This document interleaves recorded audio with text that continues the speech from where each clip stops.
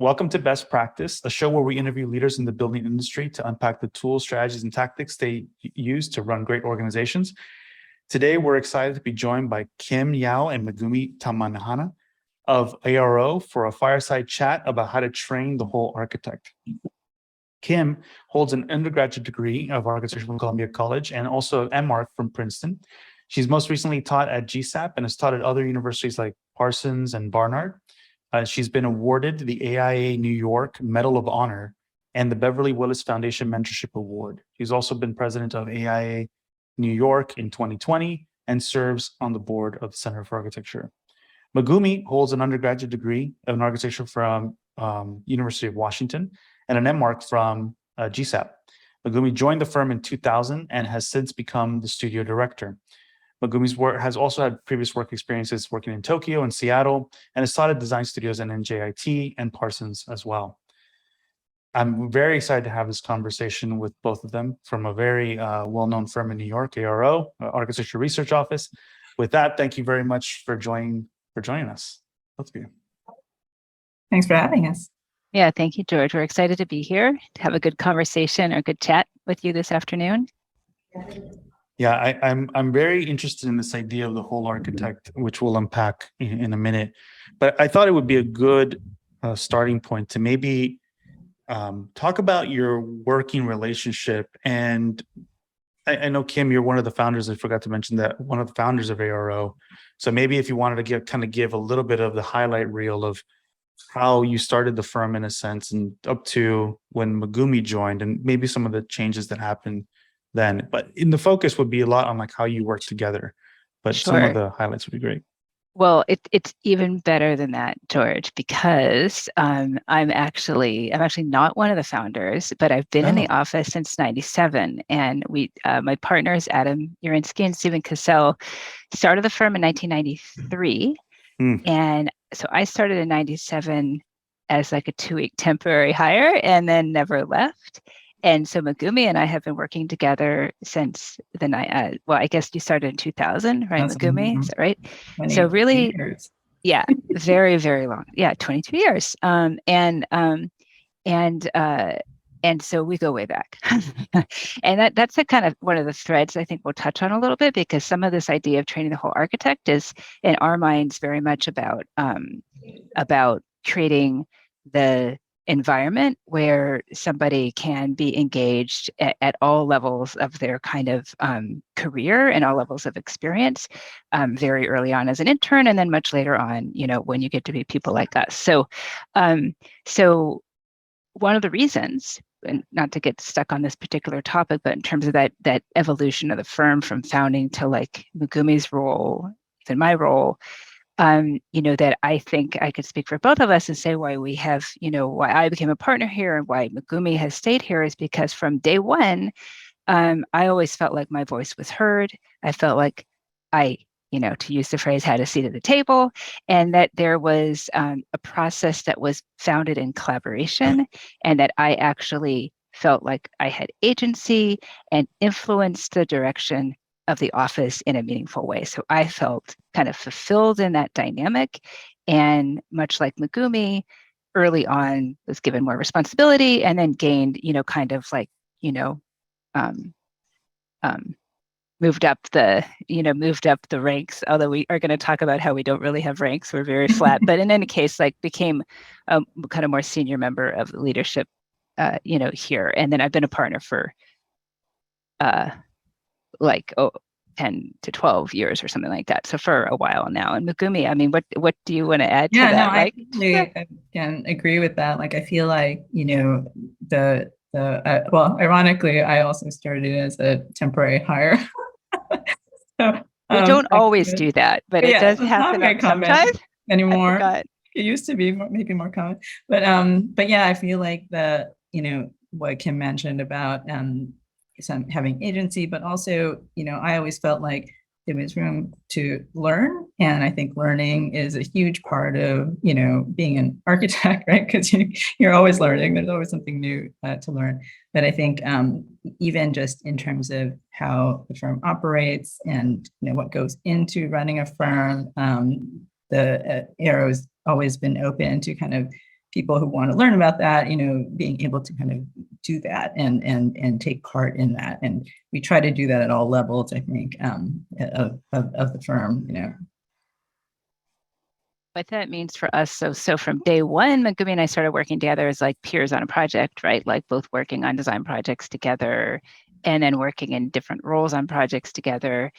Now, Megumi is like the fearless leader in the office. Like, Adam and Steven and I, who are like, doing all kinds of things sometimes all the time. And Megumi is, as studio director, plays an absolutely invaluable role in guiding the office, intersecting with the team, and working very closely with the three of us on strategic decision making, just everything like staffing, resources, policy, and also, of course, like what kind of work do we want to be getting? Like all of those conversations she's deeply involved in, and that those conversations like happen at high frequency, right? Megumi, like we're, one of the harder parts about being super collaborative in your office is that it takes some time, and we spend a fair amount of time like talking together about all of these decisions and all of these things. So that's the only thing. We're always trying to figure out better ways to, maximize our impact with the time we're spending. But that's kind of how that plays out. Yeah, but we're also very team driven, like beyond just our project teams. We have a lot of people in the office have different roles. So, we're constantly going back and forth to, team leaders, designers to get feedback and make sure that, the office is a great place to work. And we're always tinkering with that and trying to make it better. I'm curious how the decision to have the role for studio director came about.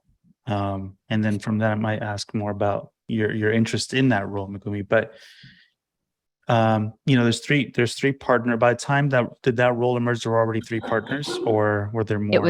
It was after. So we had a structure where we used to have associates, and now we have project directors instead of associates. So we've changed our nomenclature around positions in the office to have broader reach in terms of what we felt people were, their roles in the office were in a project director role.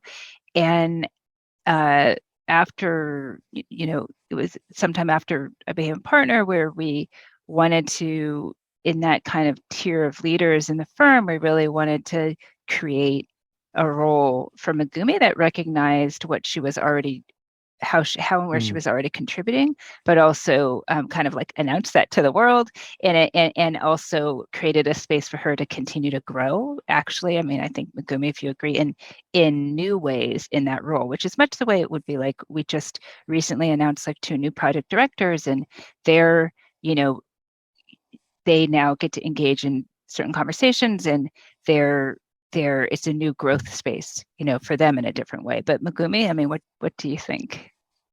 Yeah, I mean, I think it's also sort of the role has changed a little bit, right? As the firm has grown, like we haven't grown massively, but I think over the last 20 years have kind of had a slow, steady growth in terms of number of staff members. And so, I think with that comes like, first you're a small office and you have certain needs. And then as you go, you kind of need to develop that a little bit more. And so I think my role has kind of evolved over that course a little bit. I still act as project director on certain projects because I like to have my hand in some design projects still, as do all of us, which is kind of part of, I think, how we work as an office. But at the same time, kind of working on staffing scenarios and helping with the financial projections and things like that. But it's not just me, right? Like the project directors also help with that. Some of the project managers work on financial pieces of projects. And so my role really is kind of, helping with that and making sure that everybody learns from that, but as well as kind of having some of those, extending some of those responsibilities to other people. This might tie into that conversation of the whole architect, but Megumi, for you, how did you, was there a moment where you recognized like, oh, this is really what I'd like to do versus, let's say, because the reality coming from, I think you had both, was your bachelor's also in design? I forgot the intro, but yes, Yeah. it was in design, right? So like, there's this direction, right, that a lot of folks go through, which is like, hey, I'm going to go and become an architect. My whole thing's going to be design. At some point, that kind of evolves, and then there's something internal or intrinsic where you realize, like, actually, I really am more interested in this part. I'm curious how that might have happened to you. I'm dramatically now look like a churrasco thing. Went out, but anyway. So No, that's an yeah, interesting one. how did that click for you?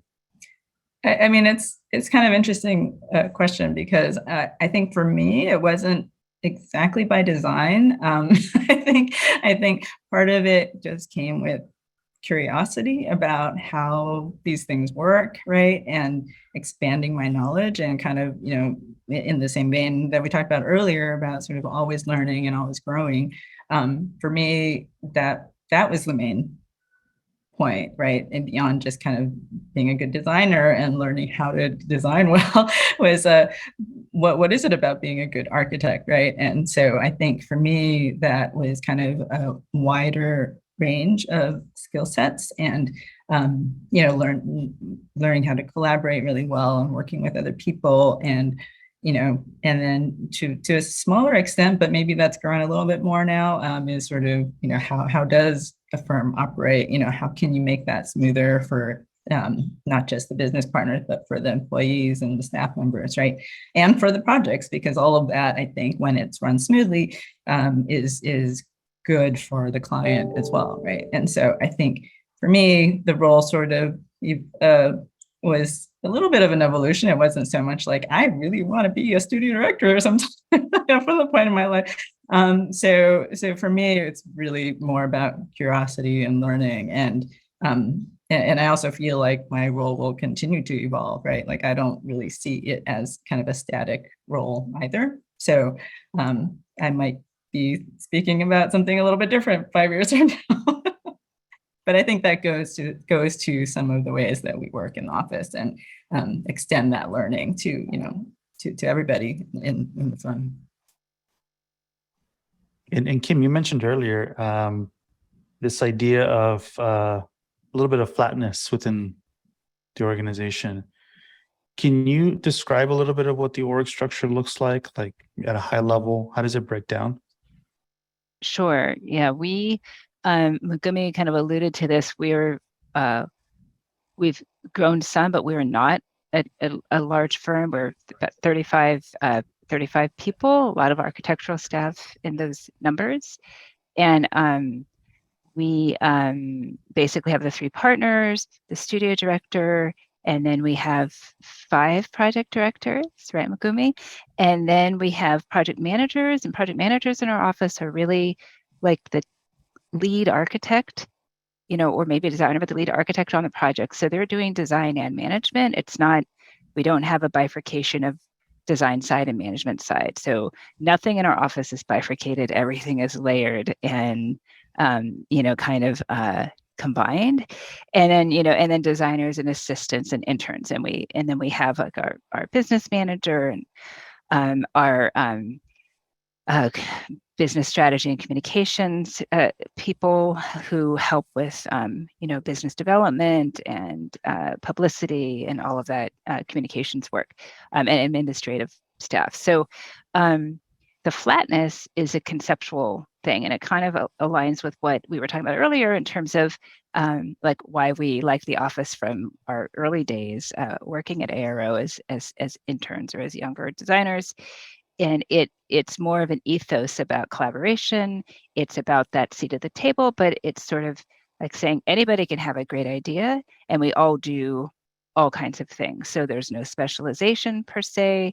We may have different roles, and you obviously, for your clients, need to be able to communicate structure, and there is hierarchy, but we work very hard to create a flat environment in practice. So that means that when we sit down and are looking at design sketches and working through issues on the project, the whole team is sitting there brainstorming together. We don't We're not like a top-down design office.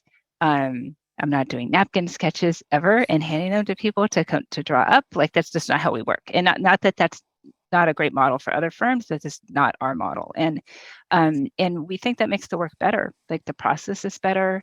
The process is more inclusive, but it's more collaborative. And we actually think our design ideas are better as an outcome of that collaboration. The other kind of little detail related to that is that we actually run all of our projects with 2 partners on a project. So while there's 3 partners in the office, there's always 2 partners teaming on almost every project, with just a few exceptions, which are usually like scale oriented, like if they're very, very small.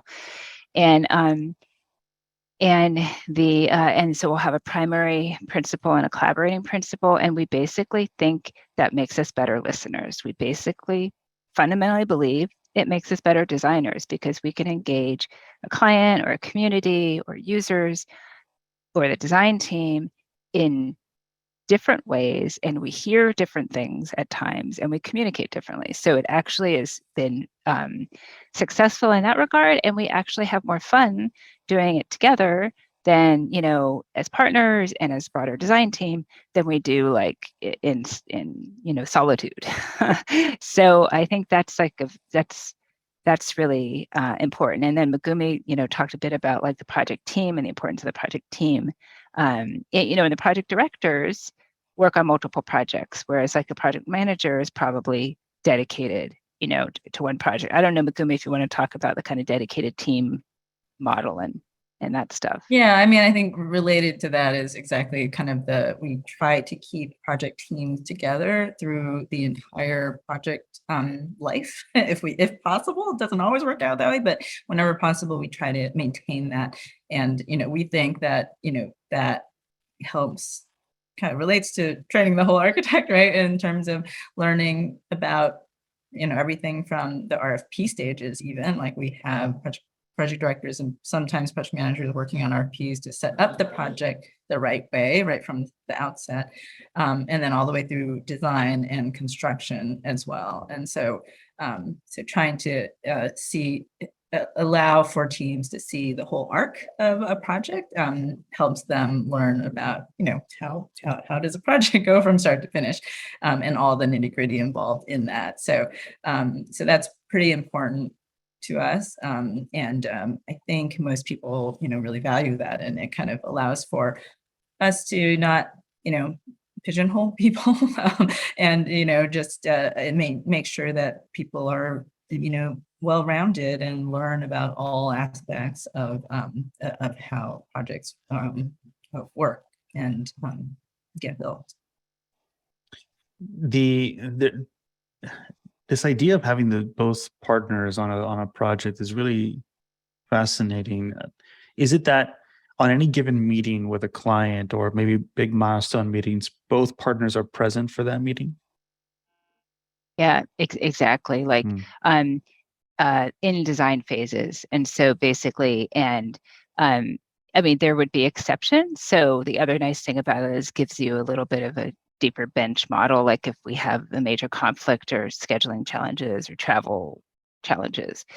But yeah, we would both be in, you know, 2 of the partners would be in key and major design meetings. And actually in early phases, like we're big believers in the importance of pre-design and early, like those early program confirmation, those early design phases. So in those early phases, often both partners like to be involved because it's where you're really understanding the client. And so there's a lot of double participation there. And then in internal meetings, we'll try to have both partners in some, but not all. And then as the project goes into, say, later design phases or construction documents, and then into construction, that presence of a second collaborating partner or principal would decrease just out of practicality. And so then at a certain point, that person's not around all the time, but they're around sometimes, and they're available as a resource, and they're available for internal team conversations. So that's kind of how it plays out. It helps for internal too, right? In terms of like if someone's busy or a project team needs another voice, we can always pull in the partner to bounce ideas off of. That's also helpful. Yeah, absolutely. There was this kind of can you express this process of, for design, it's not the napkin sketch that gets handed down. It's very collaborative. And I think the way you framed it always makes me think of like it's like a writer's room, where everyone's throwing ideas on the Totally. wall, right? Yeah. And the best idea wins. I'm wondering, how does that scale out to other parts of the? So that happens like kind of at the design level. Does that happen anywhere else in the organization?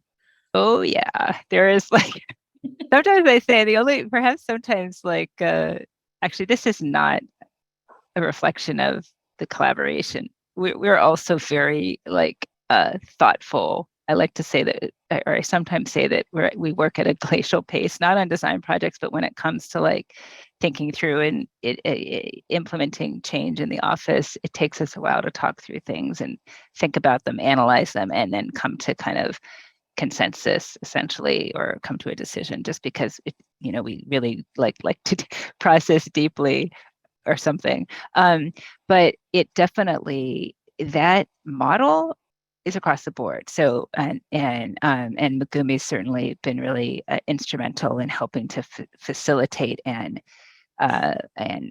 support that idea with the project directors in the office. But basically, when we talk about like IT decisions, when we talk about communicate, pursuing projects, and like how, the team is going together as we're putting together a proposal.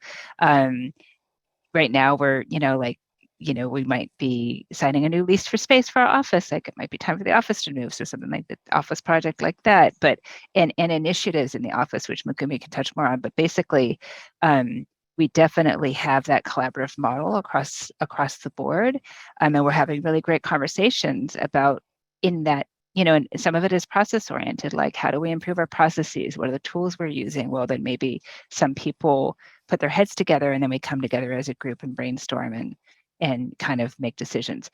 At the end of the day, it's still an office that's run by 3 partners who own it, right? Like, so it's not like we have a different type of ownership structure, but we fundamentally believe that like we don't have all the answers. Like I don't know the best way to do everything, and being open-minded about hearing other perspectives and thinking outside the box and coming at problems from different solutions and getting everybody's perspective of working certain ways, because my experience doing something is totally different than like a younger designer's experience, doing maybe the same kind of thing. That's how we kind of make the best decisions.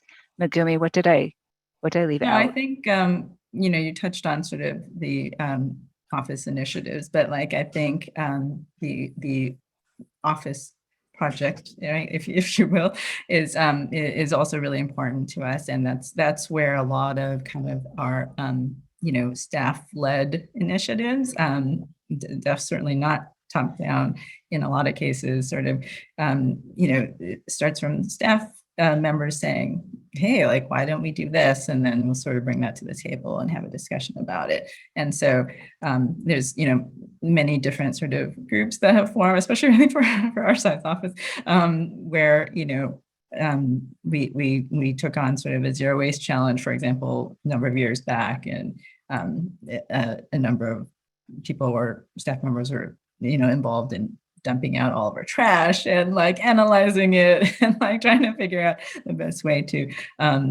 get us to zero waste. And it sort of resulted in, hiring a compost company to bicycle over and pick up our compost and removing all of our trash bins. So we were more aware of kind of what was getting thrown out, right? And having a main trash zone. So, there's things like that. There's a healthy materials group and a social equity group. And, within that, sort of mentorship groups and other kind of initiatives that we're constantly working on. And so, so that's another kind of aspect to what we're talking about. And that whole idea of actually having those other initiatives and those outlets is very much intended to be staff-led initiatives. So we're invited into that space. We're welcome in that space, but I don't think anyone expects us or wants us to show up in that space all the time, right? So it's kind of a, it's nice to create those environments where people can brainstorm, come up with ideas, push those ideas forward, and we give feedback and help with decision making when the time is right. It's a really nice place for also people to collaborate and work together when they're in very different, maybe parts of a design process, or very different roles in the office, or very different levels of experience. Or, you could have somebody who's working on CA on something with like one other person for 2 years, right? And maybe that, these types of initiatives and groups give those individuals a way to like interact with more people in the office, to kind of break up what can sometimes be the monotony of some of those, and intensity of some of those phases where you're really working with fewer people. So it does a lot to help diversify our conversation. And it all ties back to, what part of this whole conversation is about is office culture. It all ties back to kind of creating a place where, you feel like you can actually like have an idea and someone will listen to you, and maybe it will actually like happen. It's like that simple, but that's actually the point, How does that translate? As you're mentioning this, I think about the word accountability for some reason. It's like these self-organizing groups. How is there some level? Is it like just self-reinforced accountability within those teams? Something about like, hey, we committed to this, we will show up and continue to pursue this. Like, in other words, how do you prevent it from? 'Cause I'm sure there are people that are listening that, where there are initiatives at various size companies, and sometimes those can move at a glacial pace.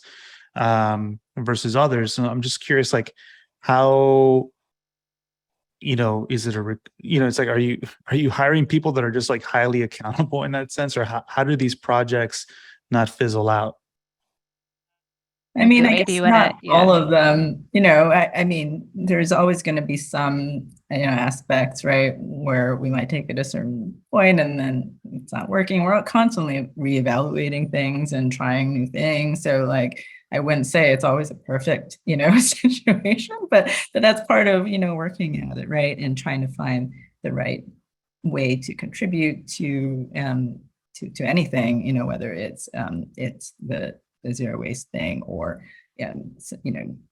different kinds of mentorship opportunities. So it's a work in progress. But I think everybody, we have an amazing group of people here who care deeply about not just architecture, but the world at large. And architecture is a big part of that, right? And so I think making sure that all of those voices are kind of heard and discussed, the ideas discussed. It may not be, all of them might not be right for us, right? But we talk through them and make sure that we hear those out.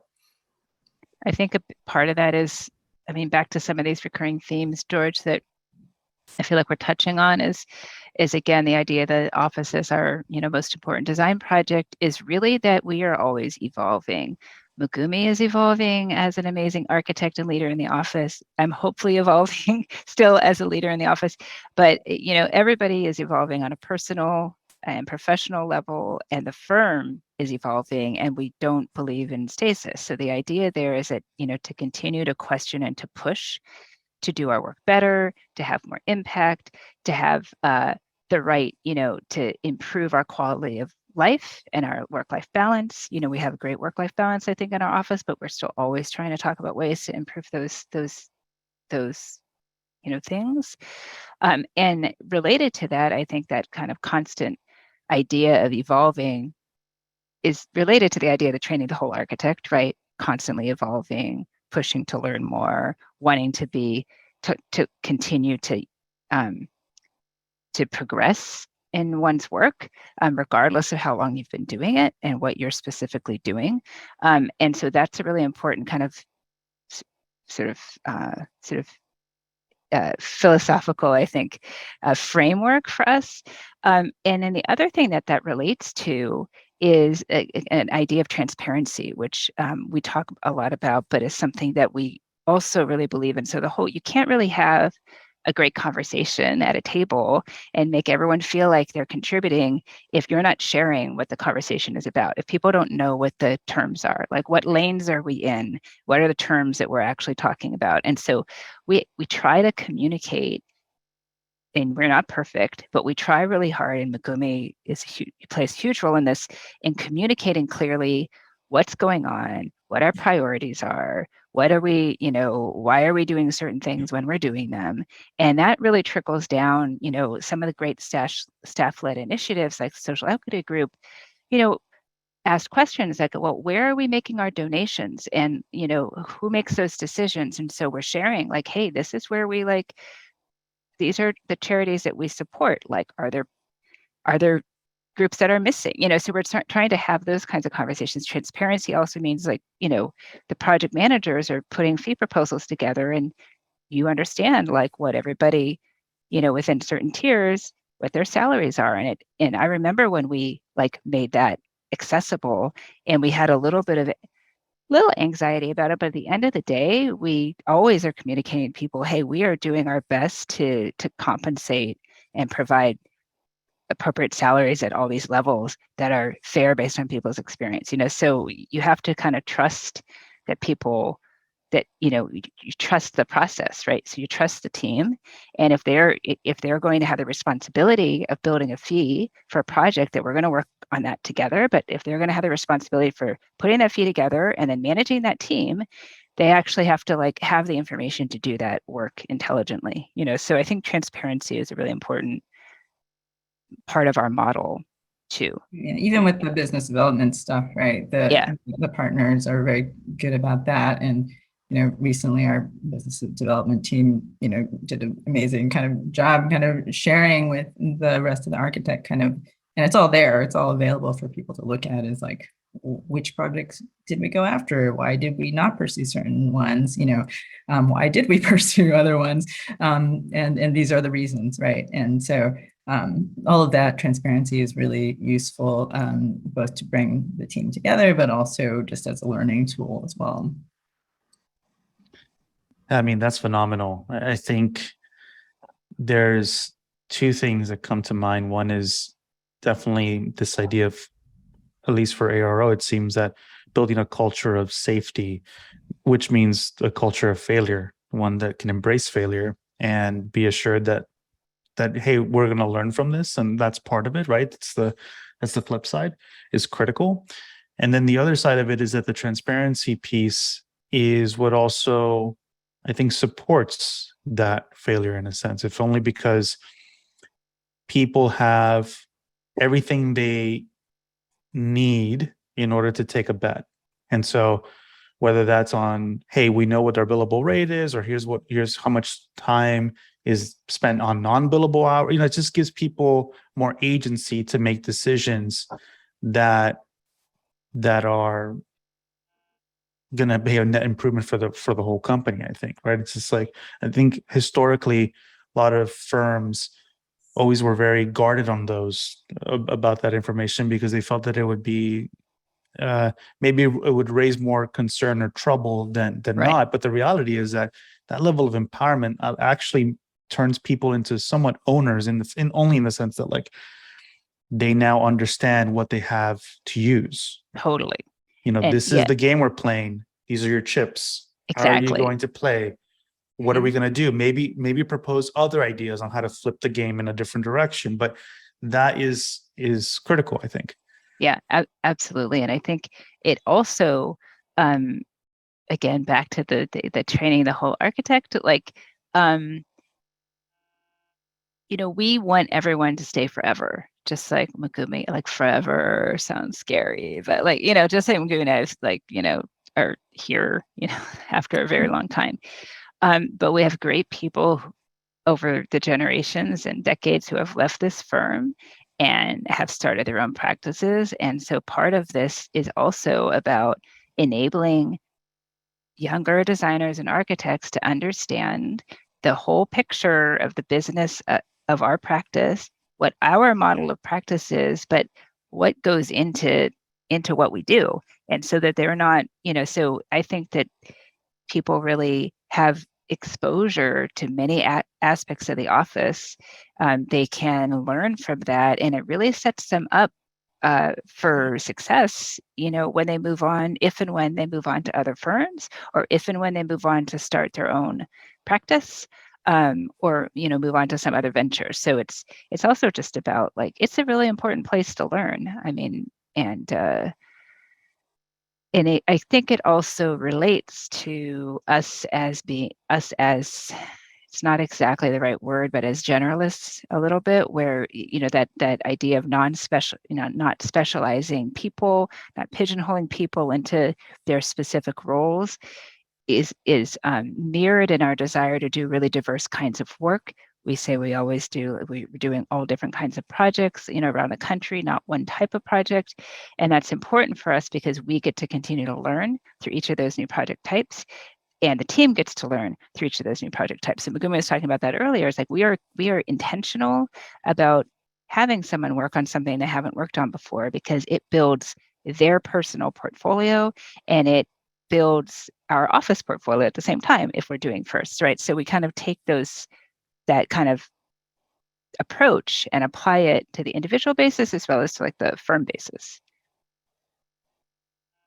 I mean, I'm sure there are some people listening that are kind of maybe reeling at the thought of that one metric that ARO could be tracking in some sense is like how many people go on to start their own offices as like a success metric, where Maybe it might, it's a little sad. It's cool though. It is really cool. I mean, it's enabling, right? Yeah, To have yeah. that, to feel like you've had that impact on someone's career, I'm sure is like really fulfilling. And that I think it actually does provide you know, also more meaning to the work that you're doing, to know that like you're enabling someone to continue probably taking a lot of what they've learned from ARO and making it their own in their own way.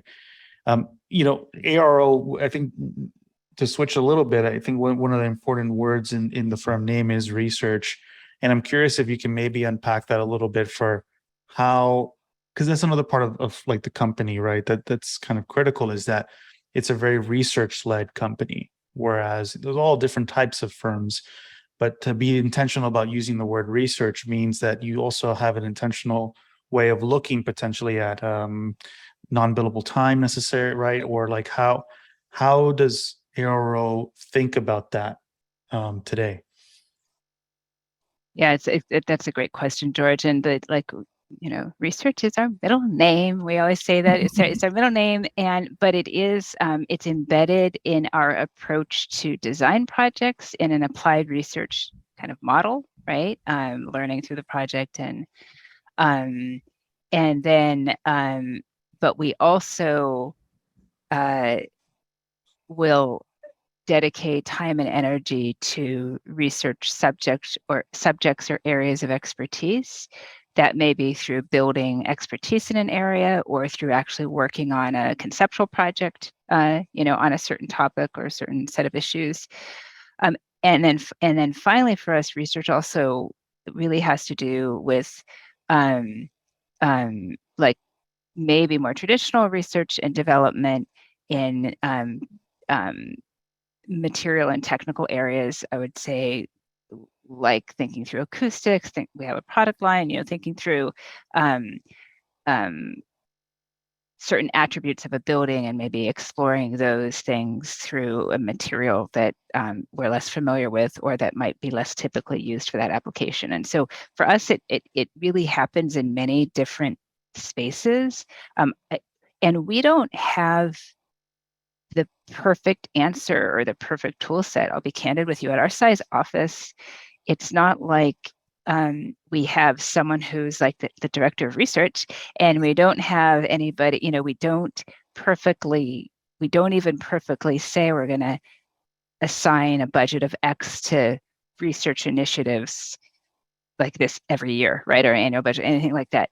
So some of it is a little bit more intuitive, but there is a desire to continue to push these areas of interest forward. And we almost, I don't know, Megumi, if there's a better way to talk, because this is not as concrete an answer as I think you or maybe some people in the audience would like to hear. I think that it's sometimes an intuitive like sense of what our capacity is for how many research-oriented initiatives we can or projects we can have going on simultaneously with our project load, and just Well, like who sometimes we it have also available, relates right?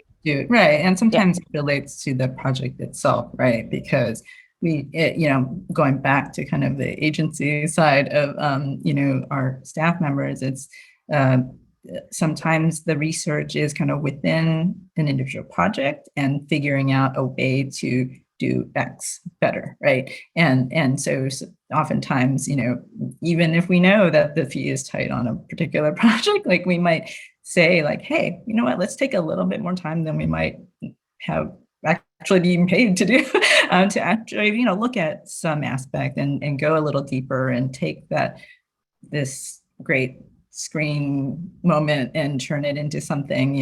And so I think that kind of, more project-based research, right, that sometimes is an extension of other research that we might, more traditional research that we might be doing on the side, or something that, came up like 10 years ago that then we find a way to apply it to a project, right? So some of that kind of, and I think that's where a lot of the, retention and longevity of our staff kind of comes into play a little bit, is sort of allowing for some of that room within projects to actually take on those studies and, go a little deeper than we might otherwise have time or space to do. It also can build, our interest in certain areas can often build on the interests of an individual or the expertise of somebody actually in the office, maybe something that they have a sort of passion project, or around. But it also stems from, as Megumi was saying, like there could be research that's happening within the confines of a project, but the idea of collaboration extends to the broad design team. And so we also try to be very strategic about who we're choosing to work with and what we can learn from those collaborators, and how we can then build expertise in an area that maybe we have less expertise in, and continue to grow research in an area through collaboration, not just by saying, again, it's about like having all the answers or not having all the answers. Like it's, we believe in recognizing that teams exist for a purpose, and that's to like, so that somebody hopefully has an answer or a path towards an answer, but that you can learn as a group. So I think that's a kind of important aspect of how research plays out in the office too. I mean, I want to dig deeper into some of these, but we have some great questions that have already accumulated here for us. So Heather asks, this is a really interesting question about the perception of titles within the industry. I think it's really fascinating. So if you eliminated the associate, have you heard any negative feedback about individuals not being seen in a certain way within the larger architecture community or with clients?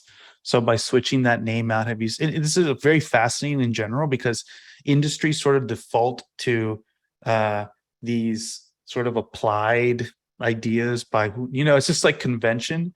And so there's a lot of lazy thinking out there. So if you have the name associate, then that means something, right? It applies, but every organization names associates differently, right?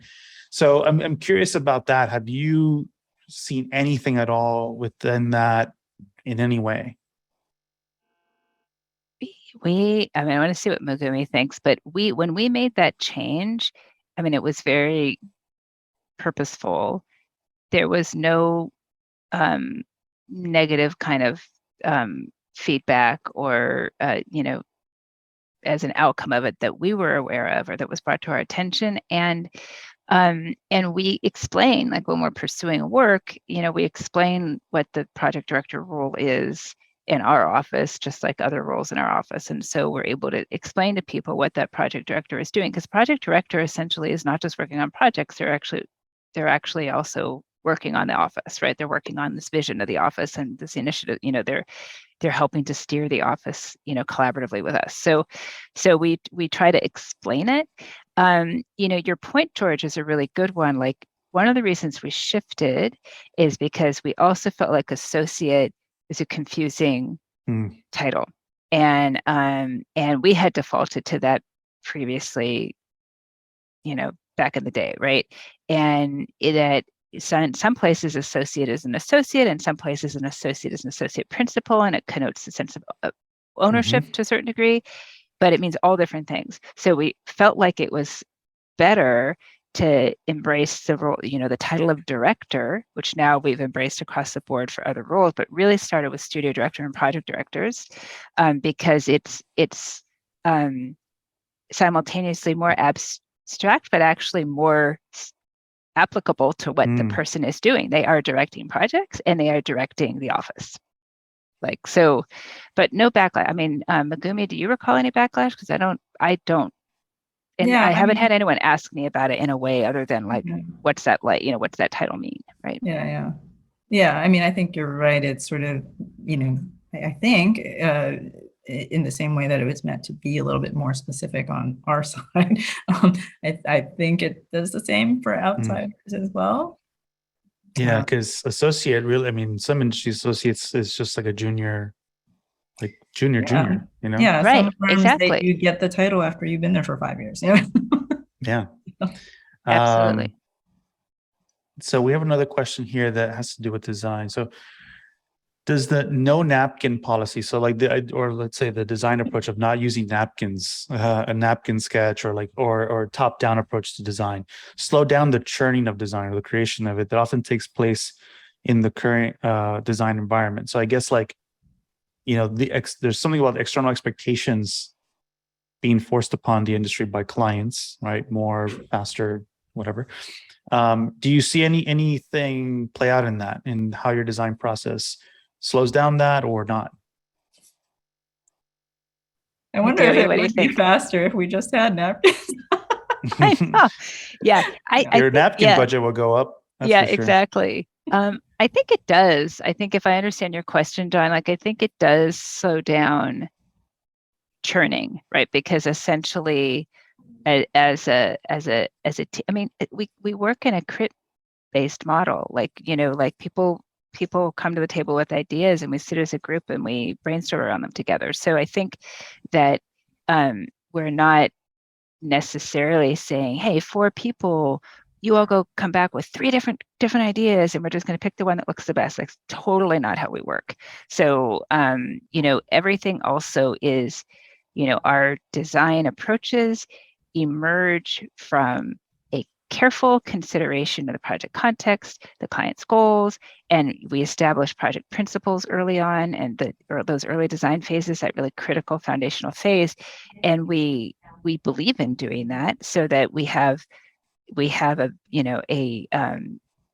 benchmark for gauging the success of the project later and to help inform design decisions later. So I think it does slow down the churn because the process is inherently different. And if the design is emerging from the consideration of all those parameters, and also maybe an idea that, hey, we all say, you know what, we really want to work with like mass timber, or terracotta, we haven't done a building that has X components in it. Can we do something like that? And then we'll brainstorm around tectonics too in that way.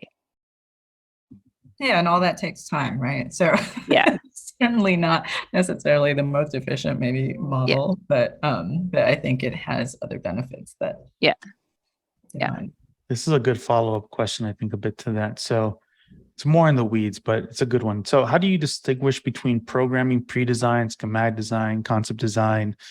What's been your approach for that? Because the design process can be kind of murky with clients who often like to hang out and burn time and fee as long as possible in these concept phases. So it's actually, it's a maybe another variable to or I can't tell if it's pro or against the napkin model, but do you have a good method of clearly defining expectations of what is achieved during these so that when schematic design starts, you haven't already done half the ST work without any ST fee? Megumi, do you want to start on that one? I mean, I guess the question is kind of evolving around the question probably is related to the programming phase, I think. So, I mean, sometimes we still get clients who, come to us and say here's our program, start design now, right? And a lot of times we actually will push back and say, you know what, let's just spend, even if it's 2 weeks, like to verify your program, right? And let's step back and see what it is that you really need. And let us take a subjective look and sort of understand what your goals are, what your needs are, hear you out, and verify that program. And usually it changes. And so I think kind of understanding the goals of the project and their mission, right, and making sure that the goals of the projects align with the mission and obviously their space is really important off the bat, so that not just the design team but also the client can kind of understand as we go into design what the goals are, and that everyone's aligned in that respect. So it's not purely just kind of, making sure that we're on the right path for programming, but from a program standpoint, but also from a goal standpoint. I think that that's absolutely right. And I think that your question, the concept design piece in there is definitely where it can get murky. We try to draw a very clear line between pre-design and schematic design. They have different deliverables, they have different goals. Where you're supposed to be at the end of one of those phases and the other is entirely different. Pre-design is not design yet, right? That's why it's called pre-design.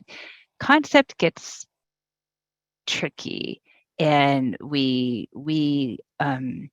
so we try very hard to articulate very specifically what our understanding of concept design is and what we're going to deliver for that for each project, because it's all over the map, and depending on the project, it's not even about scale, but it could be about, do they need a fundraise? Do they, are you moving straight into your next phase or not? Like all of those kind of parameters, you have to really put a very fine point on it so that you don't get caught in exactly what you're talking about, an expectation of like, well, I thought we were going to have like 6 renders and they were going to be photorealistic and I was going to know what the building looked like, even when you don't like have like a budget yet or whatever, whatever it is. So that's something that is just, we're constantly working on that to make sure it's we're communicating clearly, and the deliverables for concept design could be very different from project to project, and then correspondingly the fee would be different from project to project too. But it's a great question because it gets very tricky. That gets very tricky in there. Yeah, it's fascinating how really it's going back to some of these kind of like a priori ideas that get handed down, whether it's titles or in this case maybe what the 5 phases need to be and in what order. Because the reality is that like you might have a client that's a nonprofit that doesn't have any funding, and what they need is actually the image to sell the project to get the funding. Totally. And so you can't shoehorn that into the standard model. It has to be different. And so it's this we've heard it in some other conversations we've had in the past, but I think with Glucka Plus particularly, where they've redefined their whole process really more so on like the outcomes that they're trying to drive in some sense. And there's something about not just sticking to, let's say, AIA contract, be specific, that approach, and just kind of designing it to what the client needs, which could then also maybe alleviate this whole concept design phase issue. Totally. And sometimes like if a really robust concept design is necessary, then we'll actually, shift the fee there, right? And then allow schematic, because the concept was so developed, let schematic be a shorter, more concise phase, because a lot of, but we all want to avoid what was embedded in that question, like being left holding the bucket or whatever, like being left like having put all this energy into a phase where you're not getting compensated, which is never fun. I mean, that's also the risk in those early phases, is because sometimes projects don't move forward, right? And so you don't want to assume you're going to catch up on your fee like in CDs or in CA, because there's no guarantee that will ever happen. So you really want to be like whole on a flowing basis. Absolutely. So we're almost at time. So I'm going to close with, there's a couple questions that were left, but I do want to close with the most important question we ask here, which is, what's the nicest thing anyone's ever done for you? We ask this of everyone, and it brings us back to being a little bit human outside of talking just, too deep in the weeds on business. And it would, we could start with Megumi. What's the nicest thing anyone's ever done for you? It can be anything. It could be personal. We've got a lot of personal responses, or it can be just professional, however you'd like. I mean, I guess I'll stick with professional. I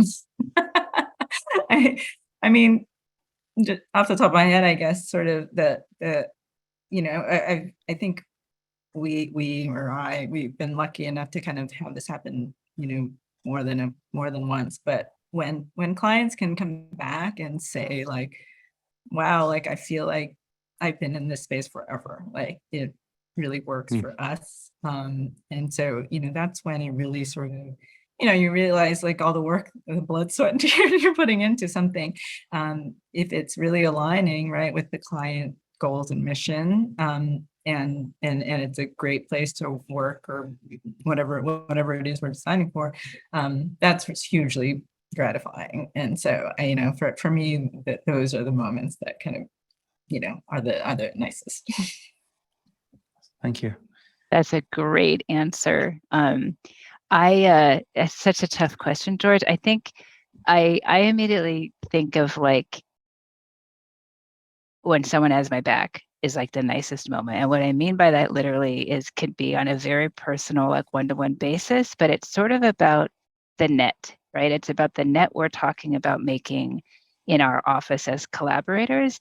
And I think it's the net that we try to make in our community as architects, both in New York City, since we're based in New York, but in general as a profession. And it's kind of feeling like there are people who are there to support what you're trying to do, and that you can do that together. And it's like your point about failure, like you can do it and feel like you don't have to have all the answers all the time, because there's a great group of people, whether it's on the team or in the office or in New York City, like designers and architects in New York City, who you can rely on to answer questions and to kind of like support, what we're trying to do every day. So I feel like that, like I have moments where that is like the most rewarding thing. I'm like, oh my gosh, that was so great.